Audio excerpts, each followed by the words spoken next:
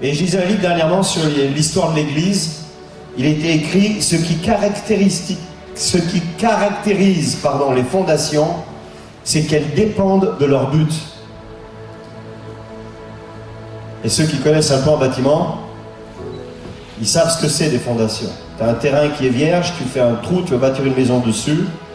Et si la maison doit être grosse et importante, les fondations seront profondes, n'est-ce pas? Et elles seront costauds.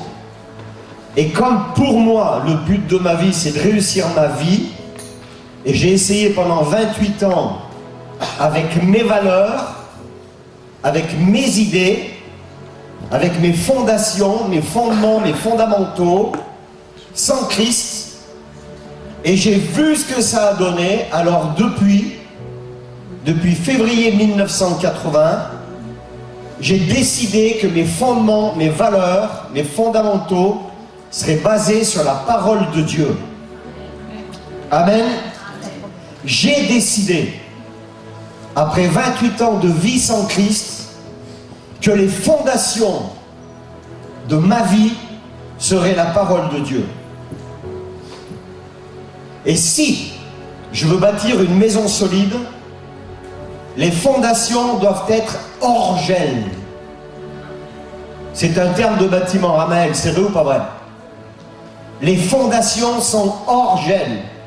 Ça signifie que la profondeur des fondations vont faire que s'il gèle, s'il fait chaud, s'il pleut, s'il vente, la maison qui est bâtie sur ces fondations, elle ne se fissure même pas. Alléluia. Oh, ça veut dire que si je me fissure de temps en temps à cause des événements extérieurs, mes fondations ne sont pas hors gel. Elles ne sont pas hors événements extérieurs. La façon dont je réagis par rapport aux événements extérieurs vont démontrer quelle est la profondeur de mes fondations. Si chaque fois qu'un événement survient, une incompréhension, une contrariété, quelque chose qui ne se passe pas comme je veux, et que ma maison se fissure, c'est que mes fondations ne sont pas hors événements extérieurs. Ça veut dire qu'elles ont besoin d'être de plus en plus profondes. Alléluia. Les fondations, c'est ce qui va nourrir ma vision de ma vie.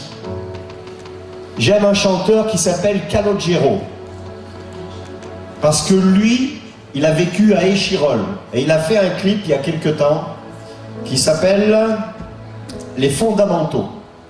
Et il se promène dans un appartement, je vous invite à le regarder, qui ressemble très étrangement à l'appartement dans lequel j'ai grandi pendant 20 ans. Et quand je le vois, je pleure. Et il parle des fondamentaux, c'est tout ce qu'il a pu apprendre dans son quartier et qui a nourri sa vie. Et en plus du côté sentimental, où je me vois dans cette maison, je peux vous la dessiner. Je vois même des posters que j'avais dans ma maison, des images que j'avais dans ma maison. Mais je réalisais en voyant ce clip que c'est exactement pareil dans ma relation avec Dieu. C'est quoi mes fondamentaux? Sur quoi je bâtis ma vie? C'est quoi les fondations de ma vie? Dans le psaume 119 au verset 160, il est dit: le fondement de ta parole, c'est la vérité, et toutes tes justes sentences sont éternelles. Le fondement de ta parole, c'est la vérité. Luc 6, versets 48 et 49.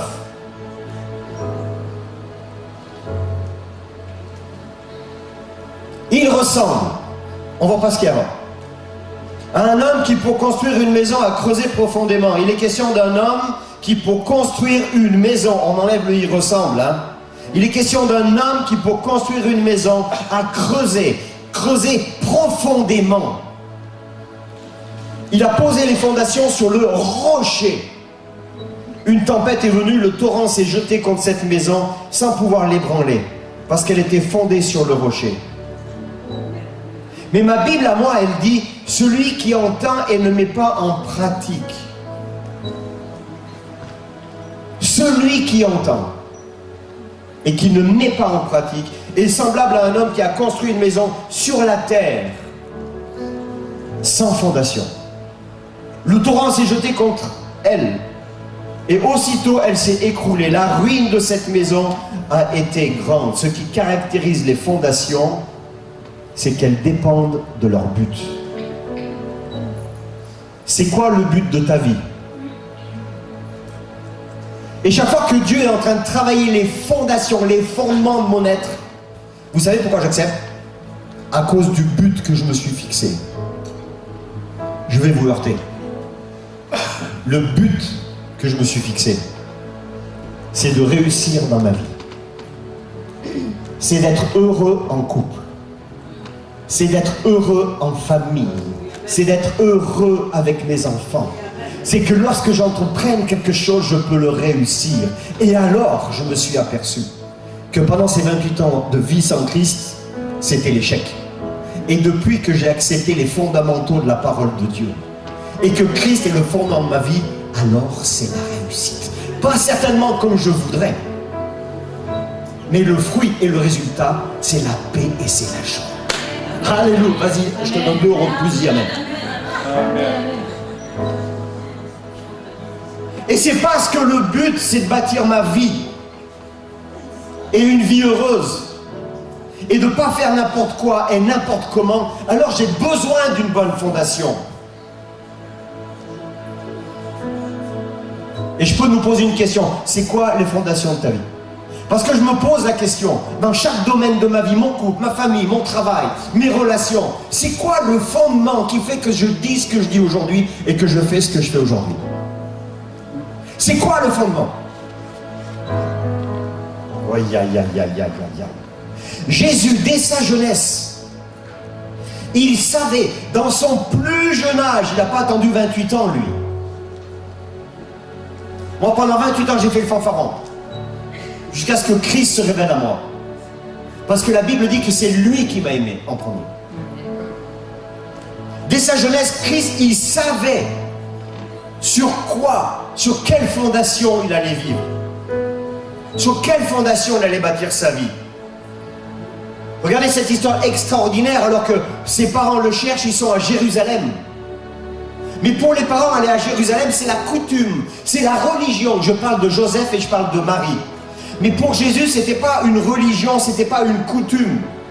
Pourquoi? Parce que lui, Jésus, il a 12 ans, alors qu'il est avec papa et maman, il quitte papa et maman à 12 ans et il va dans le temple. À cause de la parole qui demeure en lui, à cause de ses fondations, qui sait quel est le but de sa vie, il va dans le temple. Il manifeste sa vie découlant des fondations qui régissent sa vie. Est-ce que mes actes manifestent ce qui est au fond de moi? C'est quoi qui régit ma vie? Luc 2, verset 48. Quand ses parents le virent, il est question de Jésus, ils lui ont frappé d'étonnement. Et sa mère, Marie, celle qui est choisie par Dieu, oh là là, elle va lui dire, mon enfant, pourquoi as-tu agi avec nous? Ton père et moi, nous te cherchons avec angoisse. Vous vous rendez compte, Marie, celle qui est ointe par Dieu pour porter Christ, pour enfanter Christ, elle est déconnectée à un moment donné. Ça vous fait pas vibrer, ça? Oh! Moi, ça me fait vibrer, cette affaire-là. Parce que Christ, le fondement, c'est d'accomplir. C'est le sens de sa vie. Ton père et moi, nous te cherchons avec angoisse. Et il va lui répondre, pourquoi me cherchez-vous? Ne savez-vous pas qu'il faut que je m'occupe des affaires de mon père? Premier conflit intergénérationnel.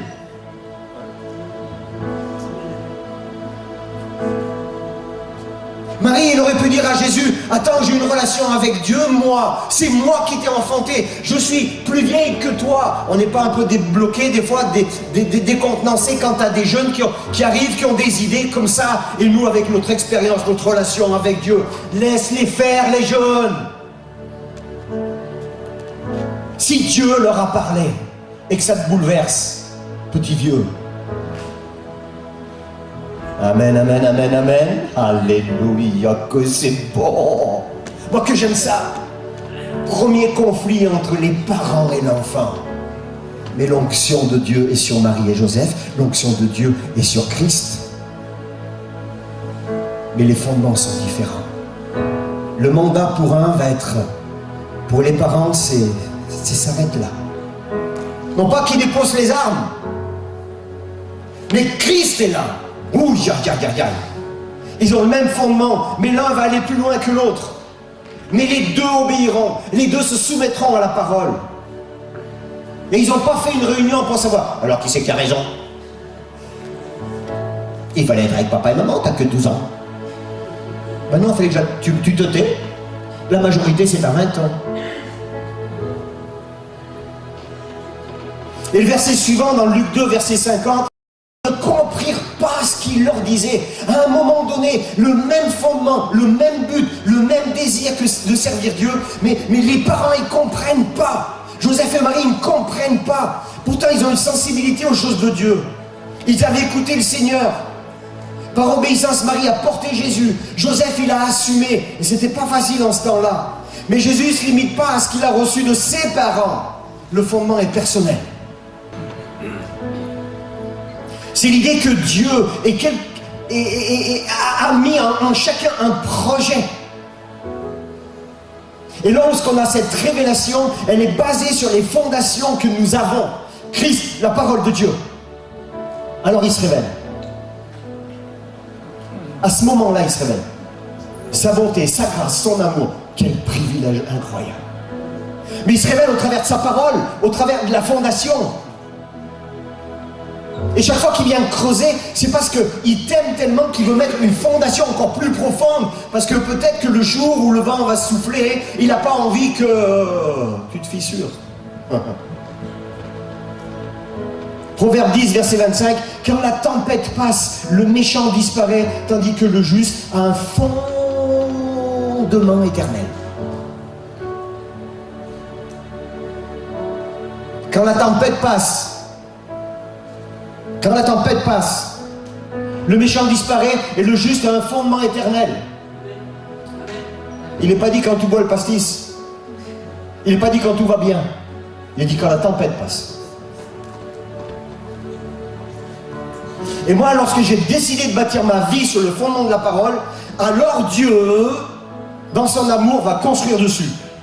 Et là, je deviens ouvrier avec Dieu. Vous comprenez comment la parole prend tout son sens? Je deviens ouvrier sur le fondement. J'accepte ce fondement. J'accepte ces fondations, alors lui, il peut bâtir. Ça veut dire que tant que je n'ai pas accepté, oh là là, on va terminer avant midi.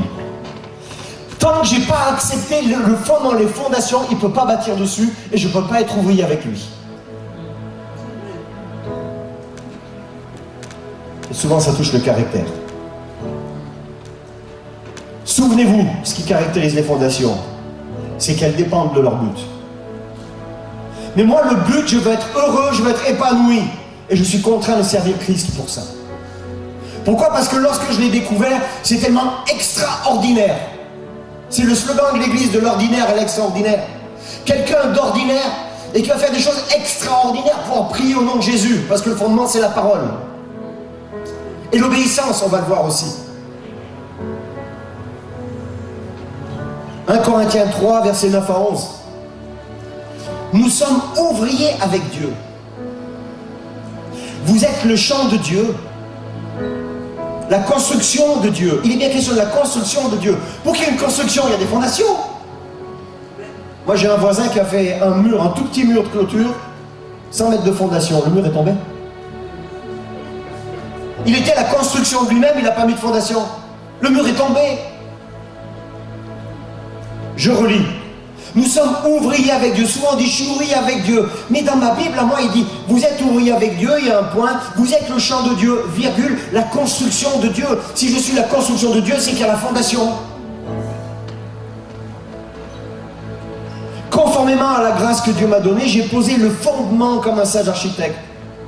et un autre construit dessus. Cependant que chacun fasse attention à la manière dont il construit dessus, car personne ne peut poser un autre fondement que celui qui a été posé, à savoir Jésus-Christ. La fondation, c'est inévitable. 28 ans sans Jésus, j'ai vu le résultat. Je suis contraint de poser la fondation. Jésus-Christ, c'est pas un homme. C'est les paroles de Dieu. C'est la vie, c'est ses promesses. Alléluia. Amen. Et Paul vient d'affirmer que le seul fondement possible, c'est Jésus-Christ.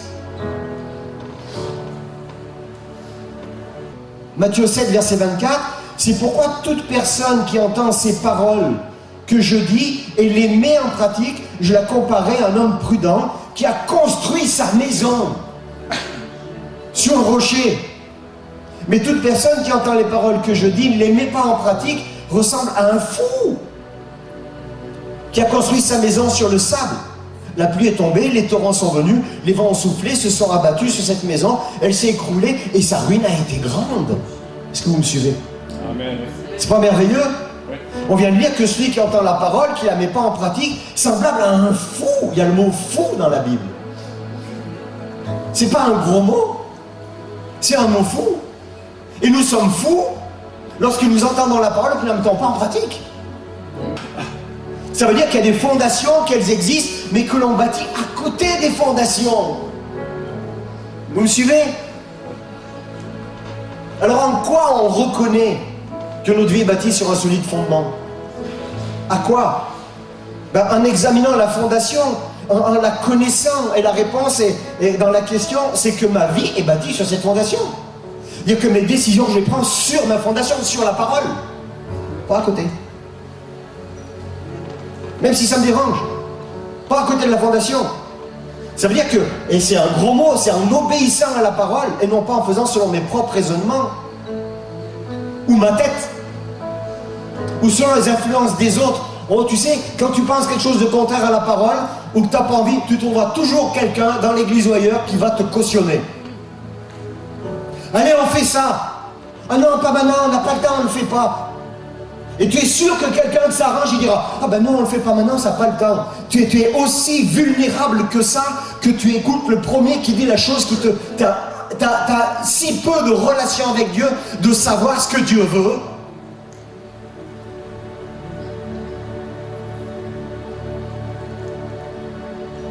C'est beau, hein, l'adoration.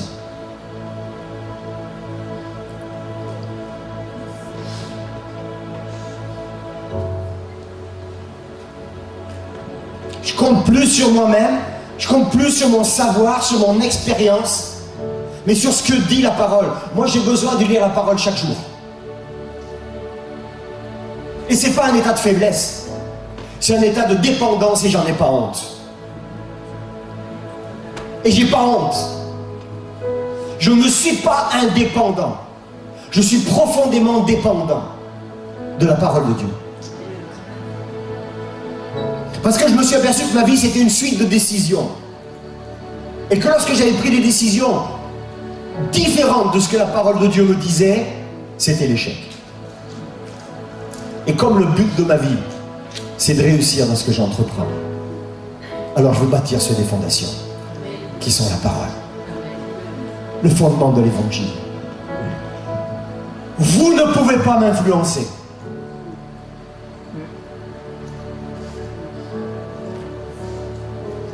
Vous ne pourrez pas. Quelle grâce. La maison que Dieu construit, elle est sur les fondations. Si tu es le temple du Saint-Esprit, les fondations. Tu ne peux pas être le temple à côté des fondations.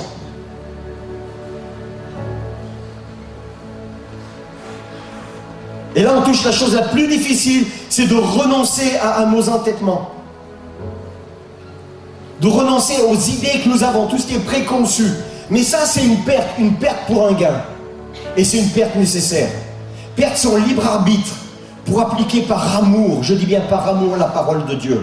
Jésus lui-même, il a renoncé à faire comme lui il voulait. Dans Jean 6, verset 38, il a écrit « En effet, je suis descendu du ciel pour faire non pas ma volonté, mais celle de celui qui m'a envoyé. » Je suis ici pour faire non pas ma volonté, mais la volonté de celui qui m'a envoyé. Vous pouvez dire Amen, si vous êtes d'accord. Sinon, il ne faut rien dire. Jusqu'au bout, Jésus, il manifeste le désir de faire la volonté de son Père et non pas la sienne. C'est pour ça que lorsqu'ils vont se balader à Jérusalem pour faire des choses religieuses, Jésus il aurait pu y trouver son compte. Mais lui, il savait que quand il revenait de Jérusalem, il fallait qu'il s'arrête au temple. Et puis il est resté 3 jours pour enseigner la parole de Dieu. Parce que ce qui bouillait en lui, c'était pas d'aller rendre un culte parce que c'était la mode, il fallait le faire. Mais lui, c'était d'annoncer l'évangile, le vrai. Alléluia. Ouh là là là là là là. Ouh, combien de choses on peut faire pour faire plaisir. Le début, pour Jésus, c'était pour poursuivre papa et maman. Mais quand le Père l'a appelé à annoncer, il a annoncé. Joseph et Marie, ils n'ont pas compris. On pourrait dire en langage courant qu'ils n'étaient pas sur la même longueur d'onde. Je suis descendu du ciel pour faire non pas ma volonté, mais celle de celui qui m'a envoyé. N'est-ce pas? Les disciples, eux, les disciples du temps de Jésus, ils voyaient Jésus. Et ils suivaient physiquement Jésus. Par amour, par obéissance, là où il allait, ils le suivaient. Et ils observaient comment lui, il agissait. Ils observaient c'était quoi ses priorités. Mais vous savez ce qu'ils observaient? Ils observaient la consécration de Jésus. Ils avaient besoin du modèle de consécration. Et ça, c'est la priorité, celle de faire la volonté du Père. Ils regardaient. Et Christ dira, il est avantageux pour vous que je m'en aille. Vous recevrez une puissance, le Saint-Esprit. Et vous serez éternels. Et nous dépendons du Saint-Esprit. Si nous le voulons. Et alors les disciples et Christ pouvaient bâtir sur des fondations solides, des fondations profondes. Matthieu 26, verset 39, Jésus avança de quelques pas, se jeta le visage contre terre et fit cette prière. Mon Père, si cela est possible, que cette coupe s'éloigne de moi. Toutefois, non pas ce que je veux, mais ce que toi tu veux. Ça, c'est un cri. Ça, c'est un cri. Faire la volonté du Père. C'est non pas ce que je veux, mais ce que lui, il veut. C'est ce qui était le fondement de sa vie, ce qu'il faisait vivre, pourquoi il vivait. Faire la volonté du Père. Est-ce qu'on est compte, même quand les disciples, en étant veillant, mot à la mode, n'est-ce pas, ils s'inquiétaient de Christ. Ils vont les voir, ils vont voir Christ, les disciples, dans Jean 4, verset 34. Mais toi, comment ça va, Christ? T'as pas faim, t'as pas... Comment ça va se passer, là? Et Christ dira dans Jean 4, verset 34, « Ma nourriture est de faire la volonté de celui qui m'a envoyé et d'accomplir son œuvre. » La Bible, la Bible dit qu'il n'y a pas un iota. Le iota, c'est le plus petit truc là qu'il y a entre eux. Il ne faut pas rajouter entre eux. Il ne faut pas mettre il ne faut pas retrancher la totalité. Pourquoi il est écrit dans la parole « Ma nourriture est de faire la volonté de celui qui m'a envoyé » et après il est rajouté « et d'accomplir son œuvre ». Et pour ceux qui sont dans cette période de jeûne et de prière, tout comme nous, vous avez eu cette semaine une journée où on parlait de la différence entre être et faire. Ma nourriture, c'est de faire la volonté de celui qui m'a envoyé et accomplir son œuvre. Le faire et accomplir, c'est être. Oh là là là là là là. C'est parce que je sais qui je suis. Je suis. Waouh! Alors je peux faire. Et c'est pas au travers du faire que je vais découvrir qui je suis. Ma nourriture est de faire la volonté de celui qui m'a envoyé d'accomplir son œuvre. Il nous demande par là que finalement, nous sommes au service du fondement sur lequel je bâtis ma vie. Quand j'agis, je démontre le fondement sur lequel j'agis. Quoi que je fasse, ça démontre le fondement sur lequel je suis. Et je bâtis cette action. Amen, amen. Et je peux dire, mais c'est pas le temps, mais c'est trop. Ça démontre le fondement sur lequel tu dis ces choses. Ça peut être de la revendication. Parce que si Dieu te parle, l'Esprit de Dieu atteste à l'Esprit. Amen. Quand tu parles sur le fondement de la révélation de la parole de Dieu, quand tu parles parce que Dieu t'a parlé, quand tu dis la chose, les hommes, les femmes spirituels qui sont à ton côté, ça descend dans leur cœur, plus que dans leur cœur, dans les tripes, dans les entrailles, pas le cœur, l'organe, les tripes, les entrailles, et l'Esprit de Dieu atteste à leur esprit que ça vient de Dieu. Oh, simplement parce que tu bâtis sur le fondement. Christ mort, ressuscité, sa parole. Tu n'ajoutes rien, tu retranches rien. Alors tu deviens ce temple. Et Dieu te parle. Et toi tu peux communiquer sa parole. Et celui qui est bâti sur le fondement de la parole, qui a les mêmes fondations, il se réjouit de la révélation de la parole de Dieu. Il se réjouit des projets de Dieu. Et celui qui est bâti sur ses idées, je suis plus vieux, j'ai plus d'ancienneté, j'ai plus de bagages, je connais mieux, j'ai plus de diplômes. L'analyse. Il n'y a pas la paix, il n'y a pas la joie. Est-ce que vous me suivez? Oh,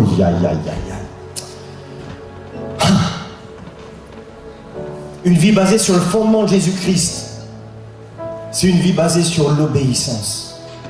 Est-ce que vous pensez que le mur, à un moment donné, va dire « J'en ai marre, je quitte la fondation ». Quitte la fondation. Mais il y a des chances que le jour où ça souffre, tu as quitté la fondation. Ne t'en prends pas à Dieu le jour où ça souffre, que tu te fissures et que même ça tombe. La vie basée sur le fondement de Jésus, c'est une vie basée sur l'obéissance. Et Céline l'a dit tout à l'heure. L'obéissance, vous savez ce que c'est? C'est l'amour les uns pour les autres. Quand j'aime mon frère, quand j'aime ma soeur, je veux être bâti sur le roc. Je rendrai compte de toutes choses que je fais et que je dis. Parce que je veux aider. Parce que je veux propulser. Quand la Bible dit supportez-vous, je veux être un support pour l'autre. Afin qu'il aille plus loin. Alors c'est dans ta grâce, ta bonté, tu veux te servir de moi, vas-y. Mais s'il te plaît, que je ne sois pas ici. Quand tu veux supporter quelqu'un et que tu n'as pas les fondations, essayez. Mettez-vous sur des fondations. Tu peux porter du poids, tu peux supporter, tu peux aider, tu peux former, tu peux encourager. Parce que le fondement c'est Christ. Et alors tu vas supporter des gens. Alors là tu vas encourager des gens. Alléluia. Pourquoi tu es juste un intermédiaire entre les personnes que tu stimules, que tu supportes, que tu encourages et la parole. Mais quand tu essayes avec ton sale caractère ou ta bonne volonté, que tu es en dehors des fondations, tu vas supporter 5, 10, 20, 30 kilos et à un moment donné, tu vas t'enfoncer. Je comprends pas ce qui m'arrive. Parce que tu as fait avec ta volonté, parce que tu as fait avec tes forces, parce que tu as fait avec tes propres moyens. C'est pas la faute de Dieu. Tu étais juste à côté des fondations.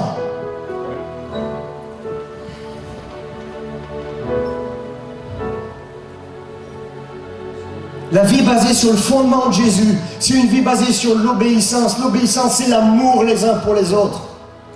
Je connais Christ, je sais ce qu'il veut, et j'aime tellement les uns et les autres que Dieu se sert de moi pour leur annoncer la parole. C'est pas une religion, c'est les remettre juste sur les bonnes fondations, parce que là, ils pourront travailler. Jean 13, versets 34 et 35, j'ai bientôt fini. Je vous donne un commandement nouveau. Aimez-vous les uns les autres comme je vous ai aimé. Vous aussi, aimez-vous les uns les autres. C'est à cela que tous reconnaîtront que vous êtes mes disciples. Si vous avez de l'amour les uns pour les autres. Et lorsque notre fondement c'est Jésus-Christ, notre fondation, la parole de Dieu, alors nous sommes à l'image de Christ, remplis d'amour.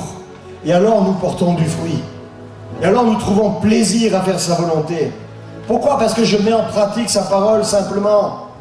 Quand il dit de pardonner à ceux qui t'ont fait du mal, ça c'est sur les fondations. C'est dur au départ, mais après tu prends l'habitude de pardonner. Tu peux devenir un peu chimbol. Pardonne. T'as pris l'habitude, au début ça fait mal, tu sais.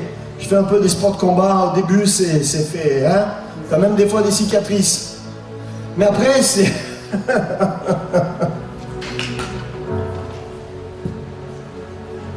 On porte du fruit qui demeure, on trouve du plaisir à faire sa volonté. Je mets en pratique sa parole. Je suis un instrument de bénédiction pour ceux qui sont autour de nous. Il y a un des signes, écoutez bien, du véritable amour. C'est quoi un des signes du véritable amour envers Dieu? Je parle du véritable amour, pas le mot amour que le monde a déformé. Un des signes du véritable amour envers Dieu, ça consiste à obéir à ses commandements. Une des démonstrations que j'aime Dieu, c'est que j'obéis à sa parole. Ça, c'est une démonstration que j'aime Dieu. C'est pas de dire Alléluia, Alléluia et de faire quelque chose qui n'est pas conforme à sa parole. Et on peut faire plein de choses pour Dieu en disant Alléluia, Alléluia. 1 Jean 5, verset 3. L'amour de Dieu consiste à garder ses commandements. Vous comprenez? Il n'est pas question, écoutez bien, on ne va pas déformer la parole. Quand il est dit l'amour de Dieu consiste à garder ses commandements et ses commandements ne sont pas pénibles. Ça ne veut pas dire que si on pense que l'amour de Dieu c'est parce que lui garde ses commandements, on n'a rien compris.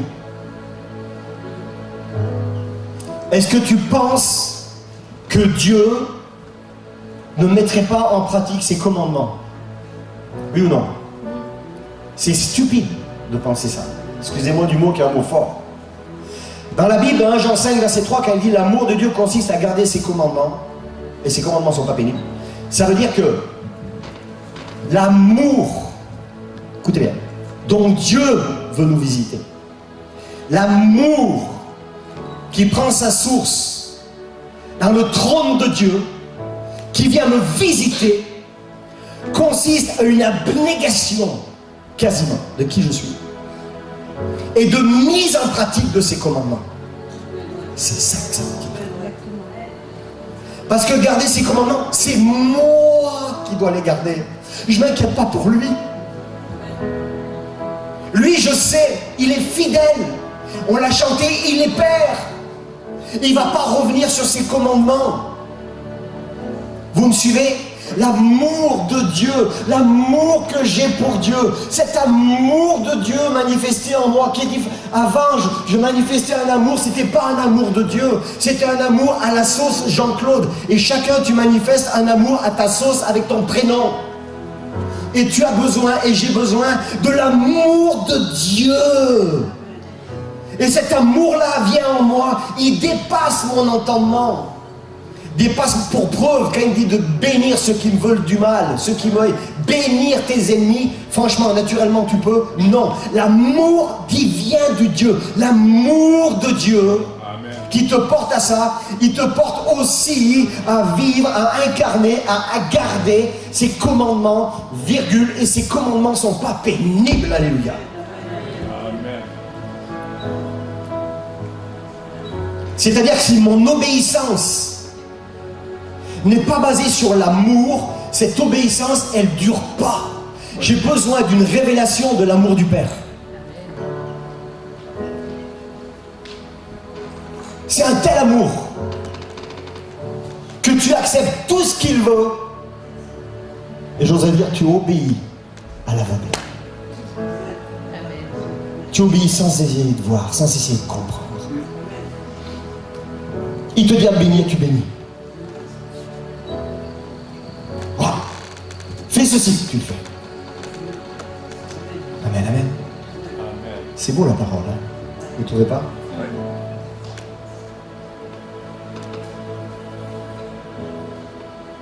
Il y a des tests. Dieu permet des fois des tests. C'est quand tu rencontres une personne qui est remplie de l'esprit, qui est vraiment basée sur sa parole. Elle est comme ça. Elle est sur les fondations. Elle est sur les fondements. Et ça m'arrive. Puis elle te dit des choses qui te gênent. Toi, tu es là. Qu'est-ce que tu fais? Est-ce que tu viens là ou est-ce que tu es là? Vous me suivez? Waouh! J'ai pas le temps. J'ai d'autres priorités. mais on peut faire d'une autre façon. Et on voit ça dans la parole de Dieu. Regardez, les religieux. Ça fait mal quand on emploie ce mot. Parce que tous, par moments, on peut être un peu religieux. Les pharisiens, eux, ils obéissaient à la loi. Il y avait la loi. Ils la reconnaissaient. Et ils faisaient des choses pour Dieu. Mais ça ne les a pas empêchés de faire mourir Christ. Pourquoi? Parce qu'ils connaissaient la loi,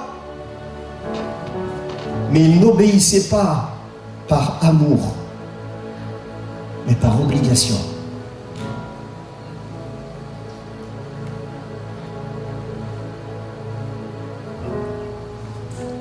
Ils n'obéissaient pas par amour, mais par obligation. Et si mon obéissance n'est pas basée sur l'amour, cette obéissance, elle ne dure pas. J'ai une bonne nouvelle, le psaume 104, verset 5. Il a établi la terre. Oui, sur ses fondements. Et la Bible dit, elle ne sera jamais ébranlée.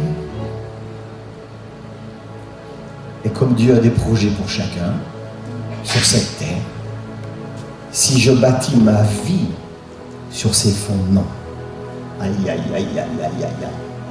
comme il bâtit la terre sur ses fondements, alors je vais être quelqu'un de bien, quelqu'un qui va profiter de la vie, alléluia, qui va rentrer dans les projets du Seigneur. Amen. Amen. Simplement parce que les fondements sur lesquels il a établi la terre. Et là, la boucle est bouclée. Et là, on revient au jardin d'Éden. Où Dieu met Adam et Ève sur la terre, dans un jardin, avec des fondements. Amen. Waouh! Et si je veux être acteur sur cette terre, ça ne sera que selon ses fondements. Et rien d'autre. Alors, je vais inviter l'équipe de louange.